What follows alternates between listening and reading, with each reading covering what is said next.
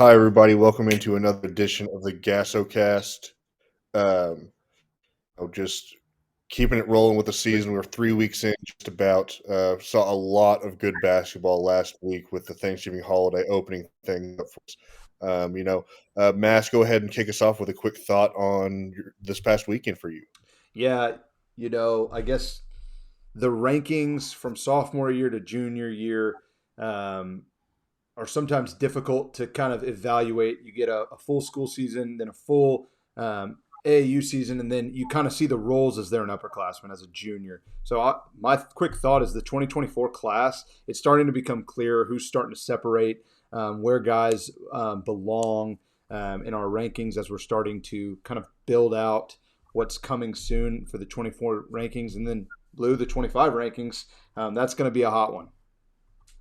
It's starting to shape up. It always is always hot, and it's like you said, this is where the collecting of the names, seeing as many teams as possible, players. It's one thing when they're in summer season, leading into their sophomore high school season, but who's actually playing at the varsity level? And so, starting to see a lot of new names, starting to see some repeats, and really getting a good handle. I think at the top and off screen, we were having a conversation that this one we all have a little bit of different opinions, and we're talking about what we each thought. And Timmins, you're looking at a large variety of guys at this point. Oh, absolutely. My quick thought would be you're starting to see contenders and pretenders across the state for team-wise. You're starting to see those teams that have the path and the depth and the team makeup where you can say, yeah, I see that. I see there's a chance that team can find their way to the state tournament, and where the identities of these teams are starting to show out of high-level non-district matchups. Yeah, and for me, and this kind of hits on our next point, is that these team rankings, I mean, especially with Class 6A, I mean, you've got the whodunit tack board in the back where you're all these dots of quality wins, quality losses, bad losses, all the stuff. Because, I mean, if these guys in 6A, they're not messing around. Nobody has played a cupcake schedule in the top 20 or so. Everybody, these teams have all, they might have beaten number 7 but lost to number 12, and it's just one of those deals where it's really, really hard to evaluate this early on where these guys actually stand. So we're trying to do our best with that, but also give you clarity on where we think these guys are going to finish up at the end of the year. Yeah, and that kind of speaks to these tournaments. They're a little different than just like a one-off district game. Like when you're playing 2 games in a day or 6 games in a weekend, it's easy to have some letdowns. But seeing some of the consistency from these teams, and like we were talking about it yesterday, it's a little bit of science, and there is some art to it. Like Brennan right now, they've lost 5 games, but all 5 of those games that they've lost are to very, very good teams that, they're right in the mix with down the wire. So there's got to be some feel to this too. When we're dropping our rankings, a little bit it is projecting, even if there are more losses in that column than some other teams. Right. Yeah, and I think that we can start as we were combing through so many teams yesterday as a staff. I mean, you're really in the 6A. It's coming down, it trimming from 50 teams down to 40, and I think in a couple of weeks we're going to really see more of a top 30 of what we're discussing in our office, and who's going to really make that playoff run. Even in 5A is very top heavy with teams. So where's that sleeper team? Who is going to step up? And so because we keep saying it kind of generically, 5A is kind of wide open, but the top teams are staying as the top teams. Been no real big surprises. I figured Lufkin would eventually get into the top 10, which they have in the GASO team rankings that we post every Friday. It's a little bit different non-traditions on Friday as we kind of get through these holiday seasons, and you can get those through the newsletter, which we're taking time. Here's the key: between 7 of us, 6 or 7 of us, we are watching games in person. We are getting a good, like you said, Matt, a good feel for what these teams are. Beaumont United, real quick, one statement. Beaumont United played a Dallas Carter. It was a 4 or 5 point game, but you get the sense of two powerhouse teams in their districts. And so that's what we're getting, that energy we're feeling from the courts. Yep. Well said. And so that'll move us on into our segments. First off, with GASO Gossip, the guys who are really getting to it at a high level that we weren't able to actually be in the gym for. And I'll start off on this one because I wasn't going to fly up to Peoria, Illinois to go watch Booker T, but the word trickles fast out that Kenneth Lewis dropped 51 to break that tournament's scoring record. And I mean, with Booker T putting together some impressive results, they beat Beaumont United, if I'm not mistaken, in the past week or so. So I mean, they're making a lot of noise, especially with Kenneth in Class 4A. Hey, I want to step in. The record he broke was Zion Williamson's. Yeah, that's all I want to say. Because when I read it, I'm like, wait, that name sounds familiar. Like, there's a Zion Williamson. Oh, Zion Williamson. Because at first I was like, I didn't know where the game was. Yeah, I didn't know where the game was, so I'm like, where are they where he broke Zion Williamson's record? But then it made sense. Yeah, 51's a lot of points. But me and Mass could have guessed that Kenneth Lewis might have had a huge – we've seen him play and have some huge scoring games before. Two quick thoughts here. One, Kenneth Lewis is playing with a sense of urgency for a state title. And secondly, they played Dallas Faith Family for 24 minutes as tight as you possibly could at the RCS opening weekend. So there seems to be a little bit of a trend here with this Booker T team. Yeah. I'll hop in here because it's a guy that I'm going to see this weekend. I'll be headed to Prosper at least on Thursday, it's looking like. I'll be there at some point, but I'm really looking forward to seeing Sherman. I've seen this name kind of tossed around as 2025 Vontrell Sanders, and I got a text that said Vontrell just went for 50, and I was like, oh my gosh, sophomore's going for 50. What are we doing here? So I'm gonna go check him out. Like we mentioned previously, the 2025 rankings are just right around the corner, and we're trying to get our eyes on as many kids as we can see live to make sure we have those shaped up and they're tight. I'll hop in. For me, I didn't quite make it to Hoop Fest early on. I was traveling from San Antonio for Thanksgiving. MJ Thomas had one of those, I guess with our staff, a predictable opportunity he was going to have to get a 2020 game this year. And he had 22 points, 19 rebounds. Looks like he's really zoned in on being who he is. Just an absolute menace in the paint, putting up a big double-double in an overtime game at Hoop Fest, which is a big stage to do that on. Blue, what are your thoughts with MJ? Well, I think that Mass can speak for this, and we include being close tabs because he is one of the premier unsigned seniors in the state of Texas. The amount of phone calls that are coming through now as people are looking for those fours. MJ Thomas, and you're going to speak on this in a second, Mass, he is a power game. That guy can go for 20. Mass saw him go for 20 points and nearly 20 rebounds. Sam saw him at the very kind of one of the first games, go for another 20 and 18. That speaks volumes. And I talked to a college coach yesterday, and they said the one thing that they're looking for is somebody that can rebound. Because if you can rebound at the high school level, that takes instincts, and that translates. Michael Thomas, the dad, his phone should start really ringing, and he's going to have a lot of opportunities, I think, here soon because he is very consistent. Yeah. And you can't take, I think the one thing, instincts take over in the basketball court.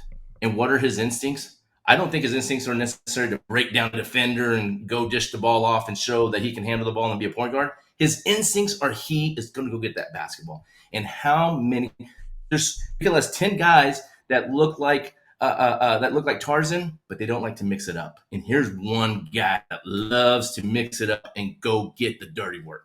Yeah, I'm very passionate about it right now.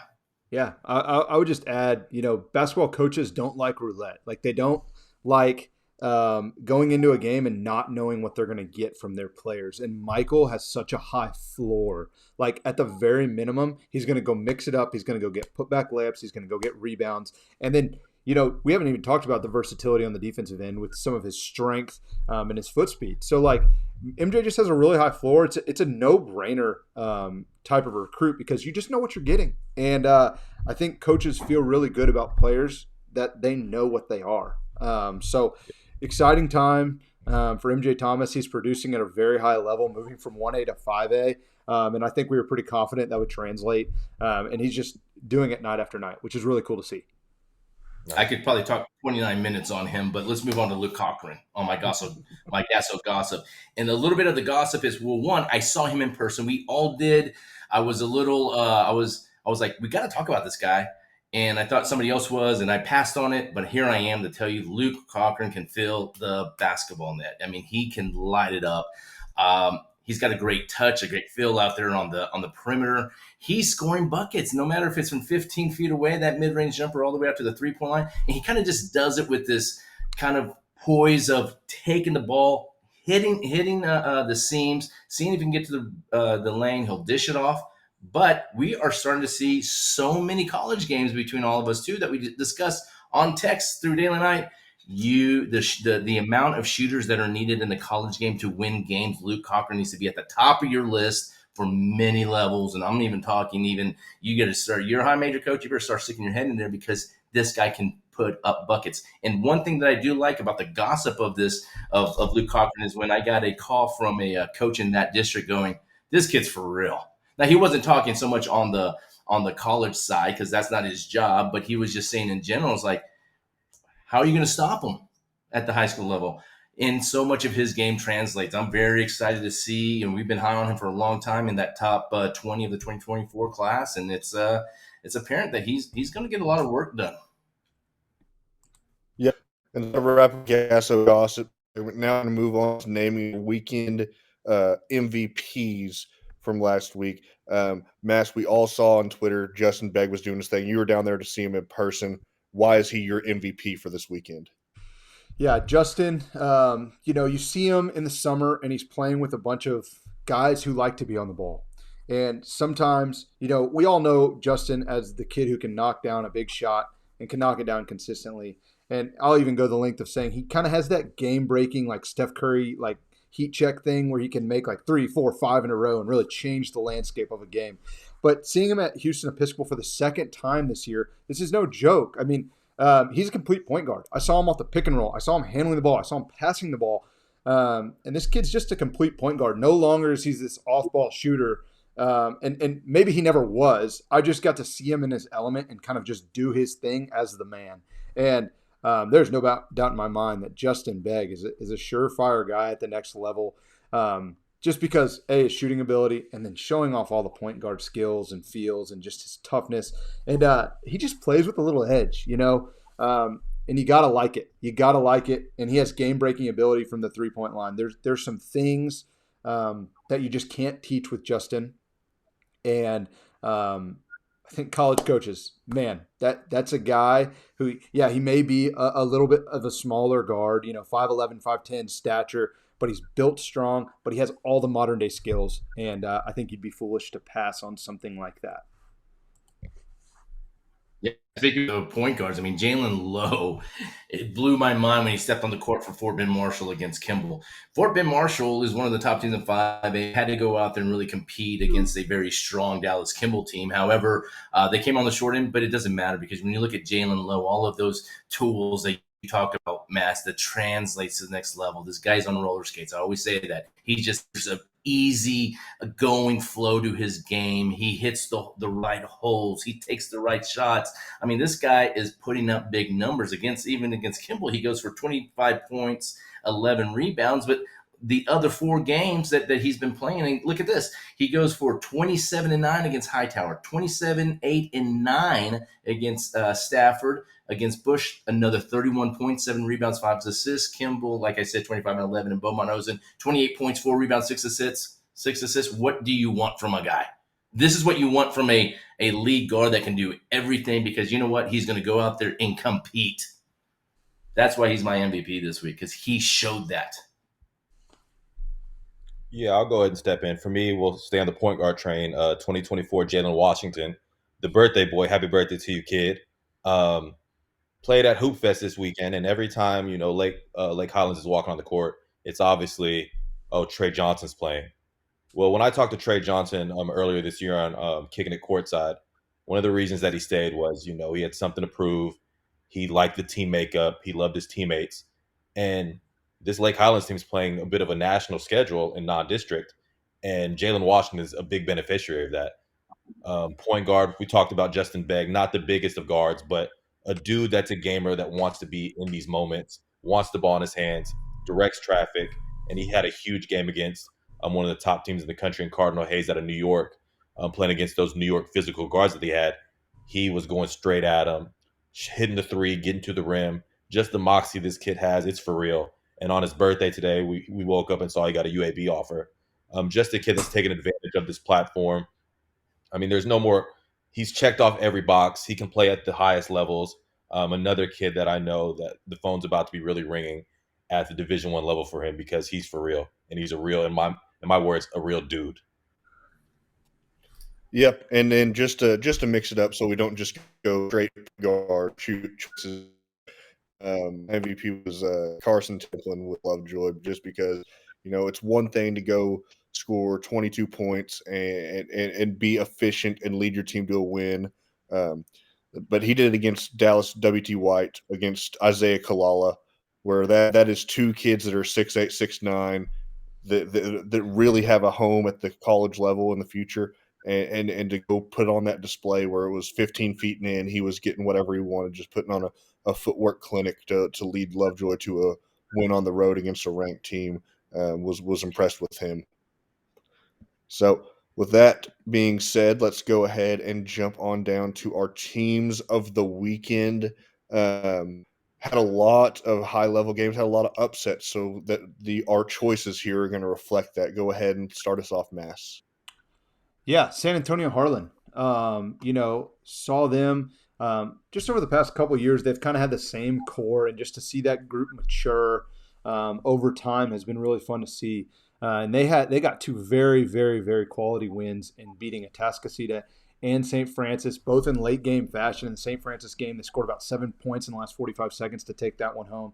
And then Atascocita, they held off a furious comeback of pressure by Atascocita, and it was all about the guard play. And let me see, I got them right here. Kalen Hargrove, Jaron Hall, Ashawn Holmes, Jaden Gordon were all phenomenal. And then I got to mention KJ Williams, 2025, got a chance to be pretty good. He made some big shots, but it was just they just matched these teams. They looked like they belong, and two quality wins, and it was hard to not give them the team of the weekend for me. Yeah, I'll hop in. Duncanville. Very straightforward. When Duncanville is not going to the UIL playoffs this year, so naturally your goals change. What are their goals now? They want to be in the mix for a national championship. How do you do that? You play against national championship contenders and beat them, and they did that twice against Columbus out of Florida, with the Boozer twins that are big time, and then Corona Centennial. In some rankings, were ranked higher than Duncanville. Beat them both at the Hoop Fest. And, I mean, when you're trying to make national noise, that's how you do it, with two big wins. Ron Holland's looking like every bit of a top 5 national prospect, playing the best basketball, I think, of his career. That team's just rolling right now, probably with a lot of heat walking into games, trying to really play for something. But all the prospects are taking a good jump. Evan Phelps defensively, Cameron Barnes starting to take another jump. I mean, I can go down the list of these guys that are making big impacts, and they're motivated and they're playing like it. So that's my team of the week. Yeah, we have Mass and I talked about it after Lake Highlands. These guys, Timmins, they just know how to win. That's what they do. And a little bit along the lines, here's Dallas Kimball. Dallas Kimball's my team of the week, winning 3 big games last week. I saw them against Fort Bend Marshall. They come to the Hoop Fest, Glenn Smith's Hoop Fest, which was phenomenal as always, Glenn. Come out there and win another 2 games. Good to see Nick Smith coming back from the hospital to lead his team. Derek Douglas stepped in his presence. It kind of goes back to kind of what you were saying here, Timmins, the winning mentality that Derek Douglas could step in as the interim head coach for a couple games and get that momentum. Hand back on Coach Nick Smith. These guys are just warriors. This team, they play hard together. They are going out there and sharing the ball. They're finishing. They are fun to watch because this kind of might be one of the. I think this is the best team that is has been at Dallas Kimball when you look at all around guys. Because a lot of guys can do a lot of different things out there on that court, and you got to hand it to Dallas Kimball because they play hard. They play fast. I think that they play smart basketball. Yeah. And for mine, I'm going to go off the beaten path here. To the Fantasy of Lights tournament in Wichita Falls. If you grow up in the 940 like I did, that is the premier event of November for basketball. So Fort Worth Brewer ended up winning the large school championship, so I'm picking them. Julian Perez had a great weekend, was an MVP of the tournament. So they ended up beating Denton Braswell, but there's some really good teams. Brewer's another team that has some wins, knocking on the door to get ranked right there. So was impressed with what I saw from them this weekend. But now let's move it to player sets. Starting off with some 2023s. Blue, Glenn Bishop from Stafford. We've heard a lot about Stafford in the past. Glenn Bishop had a nice weekend. Let's hear about his game. Unsigned senior, hey, start knocking on that door because there's a lot of opportunity from this guy being 6'5", a little bit of an undersized forward, but he can hit those little small 12 to 15-foot jumpers. He was great on the glass. I mean, he goes out there against Concordia Lutheran, and he winds up with a 21 and 11. And, oh, by the way, he gets the ball on a broken play and takes the ball outside the three-point line, 2-3 dribbles, knocks in the game winner as time expires. And he's got just a lot of just kind of natural ability. Strong, like when I'm talking about strong, I'm talking about wide, strong body. He's going to be very hard to stop as he gets momentum to that basket. Whenever he wants to rebound, he's just going to push somebody away. He was very impressive out there. I'll go. One of my favorite guys for a while in this office, and kind of his coming out party was at the Texas Jamboree that I was at last year. Is Stratford's Keanu Dawes. He's a 2023. He's signed and committed back a while ago. He's going to Rice. And he is what I call just the modern day four. We have a lot of, these positional arguments of what we kind of see the player doing at the next level and kind of what role he's going to play within whatever specific types of offense. And Keanu Dawes is the modern day four. He's this guy who can step out and shoot. He can go battle inside and finish around the bucket. He can pass. One of the GIFs I had was him Euro stepping off of a ball screen into a floater. It's just like, man, 6'7", 6'8", has real legitimate skill. With Rice moving up to the AAC, that's a great get in Keanu Dawes. And man, he very well could have been my MVP. His team didn't beat Katy Seven Lakes, but he had 26 of the 43 points. And he was just absolutely he was great. He was very, very fun to watch, and he just picked up from where he left off the last time I saw him. Yeah, and for me, I was in San Antonio over Thanksgiving break, and I was able to see Bernie Champion versus Steele. And Dakari Hodge for Bernie Champion is just a kid that anytime we want to talk about what Bernie Champion can do this year, his name's mentioned. Hit the 3-ball effortlessly. His confidence is back. A kid coming off injury, if you weren't familiar. The 3-ball's back. The footwork inside. He just complements what that offense does so well. Constant motion. They run their sets. They execute. He's always in the right place at the right time. Passes well all over the court. With shooters around, Braden Baum also crashing in the glass. Dakari just gives them an element inside and now outside to where, he's going to be a matchup problem for a lot of those 5A teams trying to guard him, which bodes well for them to make a deep playoff run. But once again, just a kid coming off a really tough injury, to see the confidence, to see the full plethora of – that's probably the second time I said plethora today. I'm going to go to the thesaurus soon. Just to see the full arsenal of him, getting back to who he was, both inside and out, really happy to see that.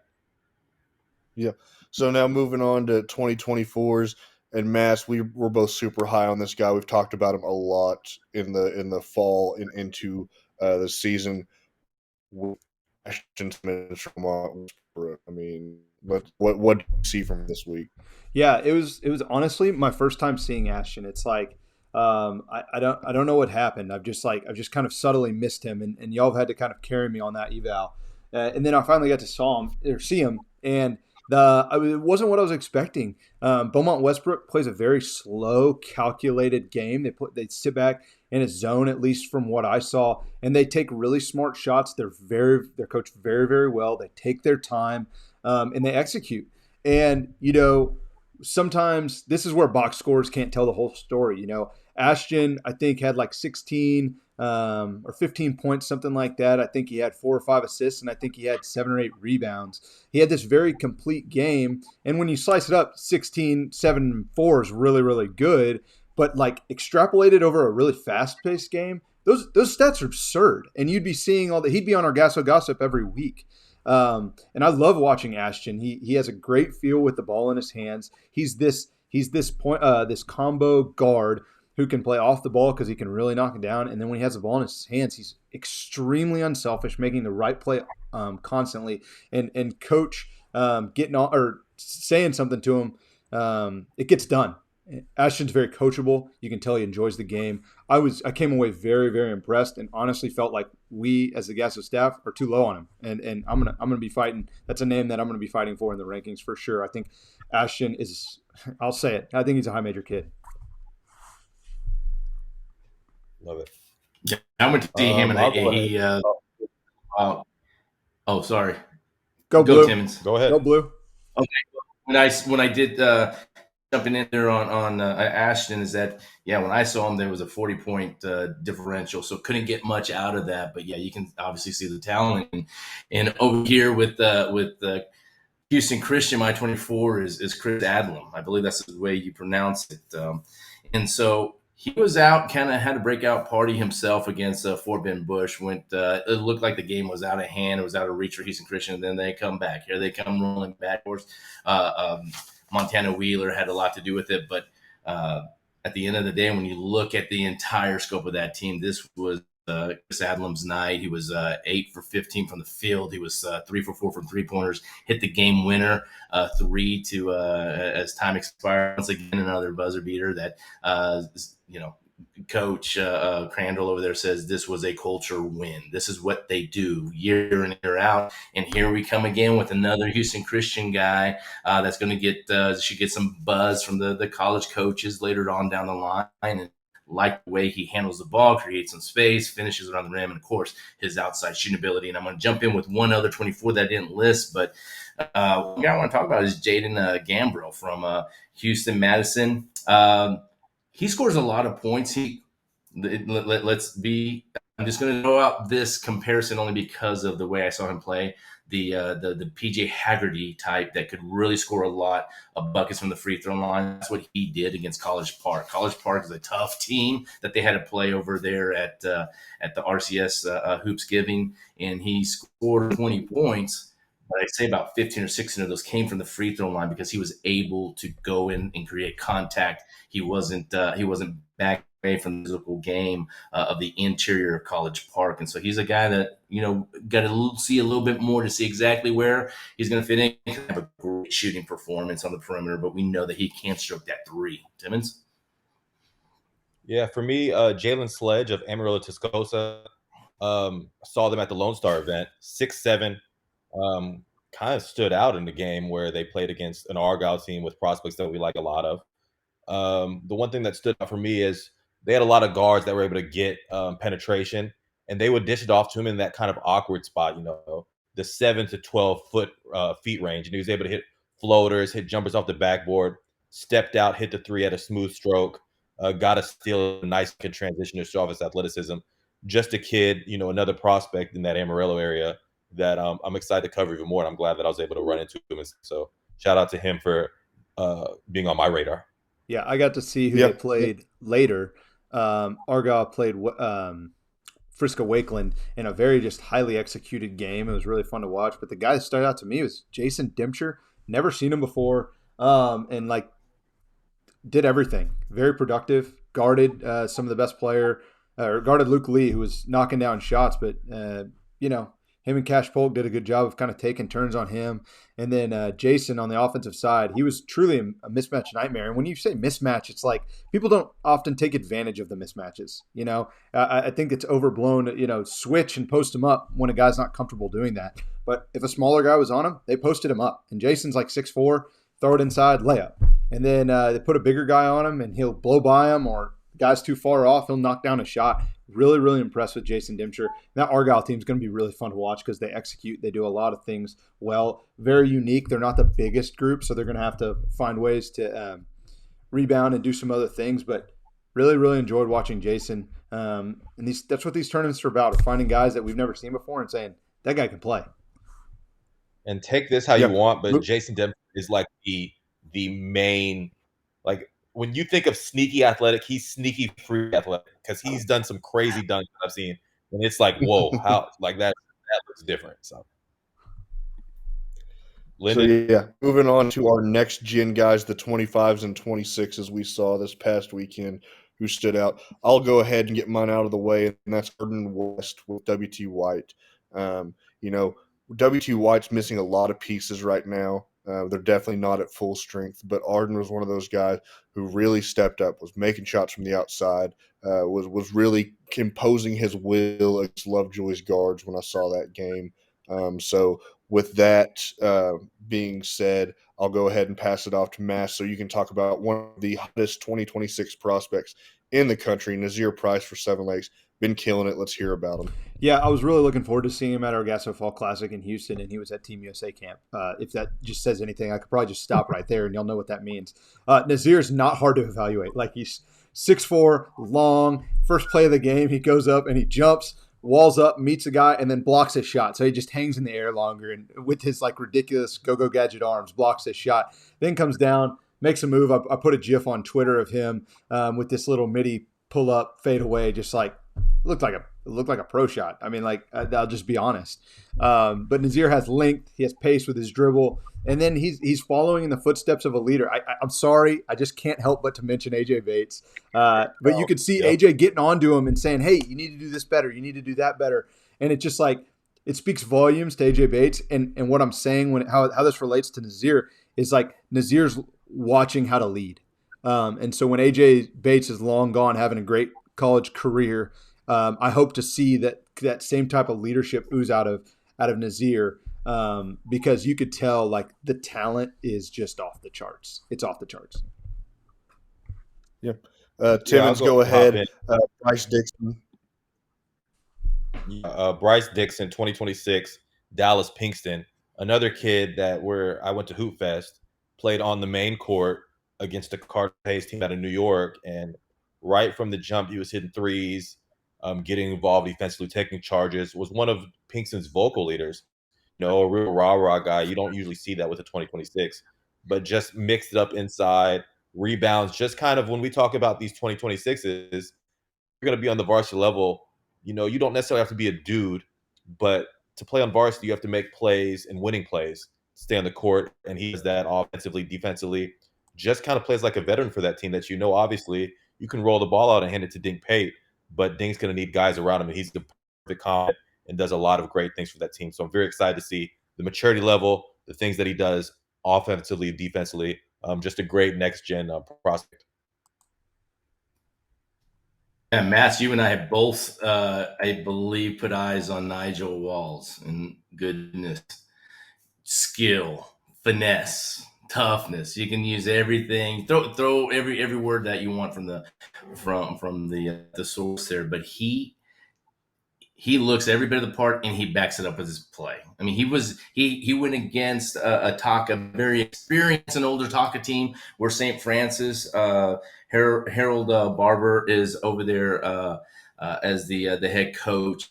Baber, and he has nothing but sophomores, and they're playing and going through some growing pains. But during the game against this experienced Taka team, Nigel goes for 17 and 14. 17 points, 14 rebounds, went 3 for 5 from the threes. It's like there's so many things that he can get done out there, and he goes out there very high energy, never slows down. He's playing on end to end, and it's just one of those players that you see and you go, whoa, let's stop and slow this down and rewind it, because he's going to be near the top of that ranking list, along with some others that we have seen from Houston. Houston's sophomore class is pretty interesting. Nigel Walls, man, line up. Hey, you didn't even mention the other two, or the other 4 sophomores that St. Francis carries that could have been, mentioned in this group. So like, we'll kick those down the road, because they have a lot of talent over there. Harvey O'Marion really stood out too. We just for our audience, since Mass and I are the ones that have seen him, we have had long conversations on those road trips on the phone about this team alone. So, but before Lyndon wraps up, I just want to give a big shout out to our guy out there on the road all the time, along with Sam Lowe, is Tim Littlefield. Tim is in the education world, so he can't always jump on a phone on a call with us or a GASOcast, but he's a big part of what we do. He's seen a lot of great games. He's tweeting. Go follow him at GASO Tim. He's just a big presence out there, and we have our conversations go to another level when he gets on the phone, because he is incredible sidelines, and we were both in Houston together, and he was great. And I think he's leading in our teams to watch right now. I think he's leading with Matt. Second. I haven't passed him. I'm behind him. I'm trying to pass him. I'm trying hard.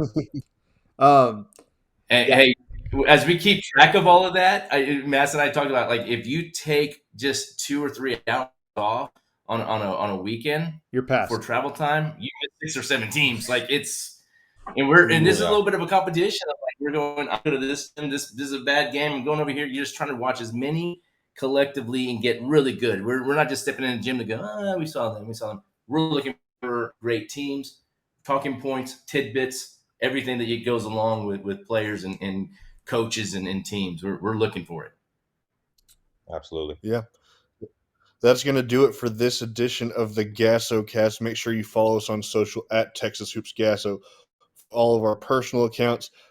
Subscribe to the GASOcast, the new YouTube channel. Like and turn on those notifications. And as always, the newsletter. If you want more content from around the state of basketball, make sure you subscribe to our monthly newsletter. We're doing 4 issues per month now. That's 50 cents an issue. Get that before January 1st, and you'll be locked in for that $2 price per month for life, basically. So make sure you do that. But this is at GASO Lyndon signing off for GASO Mass, Film Hoopers, and GASO Blue. Thanks for tuning in. We will see you next time.